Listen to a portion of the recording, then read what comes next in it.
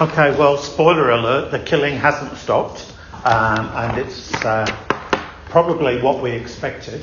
As of this morning, there were another 104 casualties from Israeli strikes across the Gaza Strip. That's on top of something like 120 people killed since the ceasefire up until Tuesday. And there's really no reason to believe that there won't be further Israeli strikes as we go along. And some of the despair that comes across, to quote a displaced mother living with her children at a school in Gaza's Shati refugee camp. Her name is Khadija Al-Husni. She said the latest attacks came just as people had started to breathe again, trying to rebuild our lives. It's a crime. Either there's a truce or a war. It can't be both.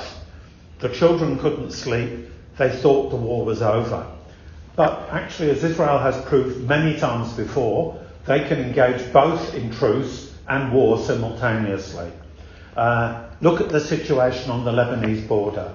There is a ceasefire after the fighting that took place there about a year ago.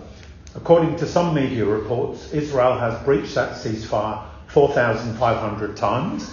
That does seem a little high, but a more credible figure comes from the United Nations that reports that at least 103 Lebanese civilians have been killed by Israeli attacks since the ceasefire was in operation. And you look at Israel and you see a country that in the last year has attacked not just Palestine and Lebanon, but Syria, Iran, Yemen, Qatar and Tunisia. And the Zionist colonial settler project is inherently expansionist and therefore militaristic and really has no settled boundaries. So alongside the F-35 and artillery attacks go a whole series of other crimes under the name of the ceasefire. So Israel continues to use aid and hunger as a weapon against Palestinians in Gaza. Médecins Sans Frontières, the NGO, continues to document severe malnutrition amongst children under 5 and pregnant women. The UN is reporting that although the ceasefire deal that Trump trumpeted meant 600 trucks of aid a day, on average it's about 100 trucks of aid a day. And then to add injury to insult, there are Palestinians dying in the rubble from unexploded Israeli ordnance. Over 50 Palestinians have died since the ceasefire began, and there's expected to be something like 66,000 tons of unexploded ammunition. And then again, the withdrawal, which was trumpeted as part of the deal, is so limited. Before the withdrawal, Israel directly controlled 80% of Gaza. Now they control almost 60% of Gaza. They and that includes most of the farmland. They've maintained direct control over the eastern part of the Gaza Strip, which is where there's farmland, so Palestinians can't even try to grow food in order to feed themselves. Israeli troops remain in occupation of areas including more than half of the Khan Yunis Governorate and nearly all the Rafah Governorate. So if you look at a map, there's a yellow line, but the yellow line has only moved back a little way. Phase 2, if it ever happens, it moves back a bit further. Even if the ceasefire holds indefinitely, and I think you've got a better chance of betting on that statement than on a horse on Tuesday, even if the ceasefire were to hold indefinitely, Israel will continue to hold a significant buffer within Gaza, inside the Gaza border, and will control all the gates and entrances. And if phase 2 of the ceasefire were to go ahead, and we'll talk about why that's unlikely, it would see Gaza being run by an imperialist committee. It's a throwback to the classic colonial days of 100 years ago, headed nominally by Trump and run by the war criminal Tony Blair, the former Labour British Prime Minister. So there is a brief and partial cessation of attacks, but there is no liberation. Gaza continues to be an open-air prison. And while all this is going on, Israel is continuing to tighten the screws on the West Bank, which is obviously a much larger Palestinian population. So far this year, Israel has displaced 30,000 Palestinians. Settlers have been raiding villages, and if you've seen the movie, No Other Land, I mean, you'll see that process on camera. Settlers coming in, harassing, shooting, burning cars, destroying olive trees that have lived and produced fruit for hundreds of years. And while all that harassment is happening from settlers, either with the non-interference of soldiers or the assistance of soldiers, at the same time the Knesset, the Israeli parliament, has passed a resolution to annex the West Bank into Israel. Now, apparently the numbers taking part were too small for it to be a meaningful and decisive vote, but it's an indication that there is a substantial proportion, quite possibly a majority of the Knesset, that wants to take the West Bank and make it Israeli property through and through. No longer occupied territory, but part of Israel. And Gideon Levy, who is an anti-Zionist Jew who writes for Haaretz, the Israeli liberal Zionist paper, he wrote this: "In the West Bank, no one has heard about the ceasefire in Gaza. Not the army, not the settlers, not the civil administration, and of course, not the 3 million Palestinians who live under their tyranny. They do not feel the end of the war in the slightest. From Jenin to Hebron, there is no ceasefire in sight. For 2 years, there's been a reign of terror in the West Bank under the cover of the war in the Strip, the Gaza Strip, which serves as a dubious pretext and a smokescreen, and no sign that it's coming to an end." So, after I've written all that down, the thought crossed my mind, and maybe it's crossing your mind too: if Israel is so powerful, if it can dominate the Gaza Strip and the West Bank so decisively, why did they stop? Why was there a ceasefire at all? And I think there are a couple of reasons.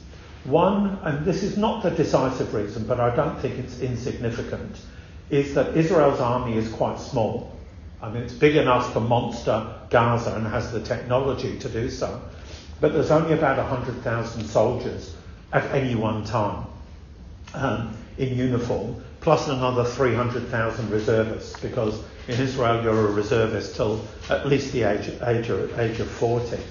And Israel often talks about the fact that it's fighting on 7 fronts. The 7 fronts are Iran, Gaza, Lebanon, Yemen, against groups in Syria and Iraq and on the West Bank. And there's a bit of hyperbole about that, but it is the case that the Israeli military actually does have to cover quite a lot of ground. And given 2 years of war in Gaza, the troops are actually beginning to get tired, especially the reservists. They're a bit older, they've got jobs, they've got families. They're actually getting sick and tired of being called up and being put on the front line. And back in July, a military officer had this to say: "People simply aren't coming. They're exhausted and have problems at home, at work. So we're recruiting others, including some who aren't 100%, which is a polite way of saying some people who have been completely mentally stuffed up by serving in a war zone. Now, I don't want to exaggerate this, because obviously Israel has been able to continue the war nonetheless. But there is a section of the ruling class in the military and intelligence establishment who recognise, in a way that Netanyahu refuses and doesn't want to recognise, that they've probably gone as far as they can. They have reduced Gaza to rubble. They haven't destroyed Hamas. That was always unlikely, because Hamas is deeply embedded as a political and social movement amongst the civilian population of Gaza, but they have degraded it to the point where it is no longer the threat it was 2 years ago. Having said all that, I think the decisive influence is Trump. Now, Trump is aware, he's not that stupid, he's aware of the global movement, the magnificent global movement that has emerged and grown over the last 2 years, of which all of us here have participated alongside hundreds of millions, if not billions of people around the world. Billions in sympathy, hundreds of millions in different forms of activity. So Trump did warn Netanyahu, you can't fight the whole world, which is code for you're actually losing political capital. You are becoming a pariah state, and it's in your interest to back off a little. And Trump wants his Nobel Prize. Again, if I was putting a bet on, I think he's going to get one next year. I think the Norwegian ruling class will find it easier to placate the man toddler by giving him the lolly than holding it back. But there's another more significant reason, I think, why Trump wants to bring the fighting to a close, up to a point, which I'll talk about, and that is he wants to normalise relations with the Gulf states, in particular Saudi Arabia, Qatar and the UAE. These are countries where the governments hold massive amounts of money, and they are also authoritarian regimes, the type that he likes, where he can go and do a deal, shake hands, no parliament, no democracy, no worries, and can make things happen. Now, I'm not arguing that the US is shifting away from Israel to the Gulf states. Israel remains the most reliable and important ally that the US has in the region, because its relationship to US imperialism essentially cannot be broken, whereas all Arab states are vulnerable to revolution from below, etc., etc. But the Gulf is becoming more important. The Atlantic Council, which is an American think tank, a pro-imperialist think tank, said this about Trump's recent visit to the Middle East. Most of the fuss was about him being given a $400 million jet by Qatar, and that's what the media focused on. But actually what the Atlantic Council says is a little bit more thoughtful. Trump's trip also reflects a more intentional US pivot to the Gulf, especially given the key role the region can play in the technological world, the next battlefront between the United States and China. In the president's global hierarchy, the Gulf is the new business frontier. So when Israel attacked Hamas officials in Qatar, that was a blunder. That was actually a step too far for Trump, and he actually put the brakes on with Netanyahu. But while he's doing this, of course, he stands full square with Israel. There is not a scintilla of human concern about the victims of the genocide. There is no softness when it comes to the Palestinian issue. When he puts pressure on Israel, it's partly for the interests of American imperialism and part for Israel's own good. He said a few weeks ago about the peace process, we're not quite finished. We have to get Hamas.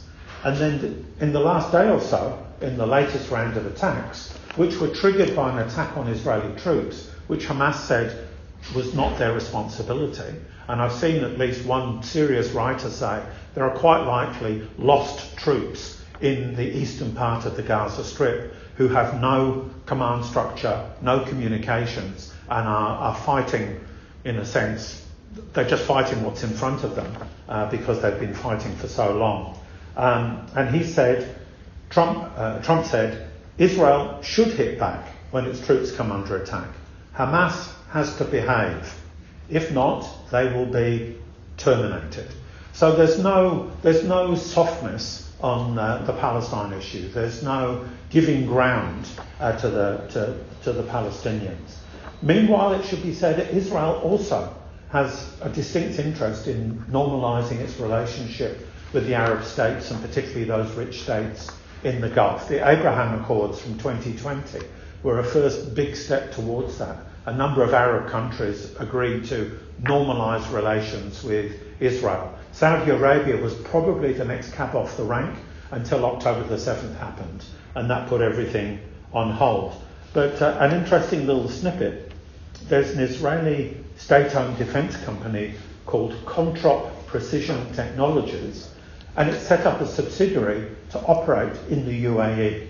So Israel's military defence establishment, state-owned defence establishment, is now looking to operate in the UAE and use that as a stepping stone towards selling weapons to Arab states throughout the region. And Once again, I think this really shows the true colours of the Arab ruling class.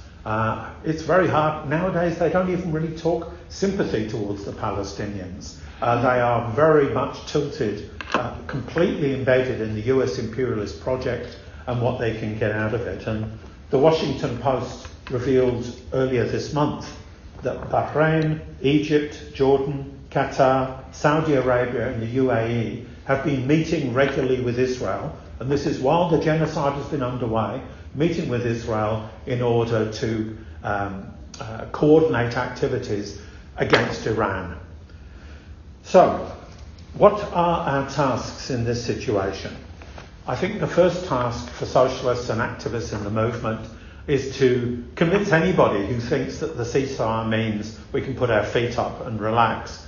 We want to disabuse them of that idea. And to be honest, Israel makes that very much easier when the headlines day by day are of Israeli attacks on Gaza and all the horrors I outlined in my opening comments. But there may still be some people, and we need to try and make sure that they don't, relax, stay on the sofa rather than being out on the streets or building for sanction. What the huge we, the tens and hundreds of millions of us, what we've built in the last 2 years is something very precious. It's arguably the largest anti-imperialist movement, certainly of our lifetimes. I think it's bigger than the Vietnam War because for many countries the Vietnam War was a sideshow. They weren't directly involved. I'm not going to compare it to the aftermath of the Russian Revolution because I can't make that stand up. But we can safely say, in our lifetimes, including those of us who are the older ones in the room, there has been nothing like this for Palestine, nothing of this depth of anti-imperialism. So, for a long time, our immediate demand was ceasefire, but I think we've got to be clear that now when we're calling for sanctions to end apartheid Israel. That ceasefire was only a humanitarian step, even if it ever happened, but it was never the end game. So we need to be out on the streets again. In Melbourne, there's a Palestine rally this Sunday, 12 o'clock at the State Library, and I would encourage everybody in the room to be there. The clipboard will come around and you can put your name down, and there's a few posters over on the table. And there'll also be a national day of action on Sunday, the 7th of December. So keep those dates in mind. But it's not enough just to go onto the streets. We've also got to be making political arguments, and there's two I would like to highlight in particular. The first is, and it's Halloween tomorrow, there's this bloody zombie thing called the two-state solution, which keeps coming back at us, lurching towards us, trying to eat our brain. And I think it's really important that we try and, to the best of our ability, to finish this argument off, because the two-state solution continues to be the way in which the Western imperialist governments, including the Australian government, have put a fig leaf over the fact that they support Israel. So Albo will recognise Palestine, but then he will welcome the ceasefire, call for the disarming of Hamas, etc., etc. I've got to quote this because it's so good. This is from Ilan Pappé's newest book. This is what he has to say about the two-state theory. Ilan Pappé, if people don't know, is an Israeli Jewish anti-Zionist historian. In real terms, he writes, the two-state solution is a stinking corpse, outstaying its welcome in the morgue. The international community has simply avoided carrying out a post-mortem so it can be buried. I think the reality is the international community doesn't want to carry out that post-mortem. But I think Pappé is right. I think the other argument that's really important that we take up is about the right of Palestinians to resist. The next phase of the ceasefire, if we get that far, depends on Hamas laying down its guns.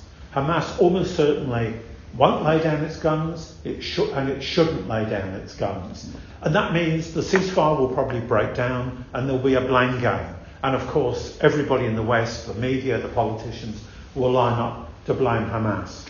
We have to insist that oppressed people, oppressed nations, have the right to resist that oppression by any means necessary.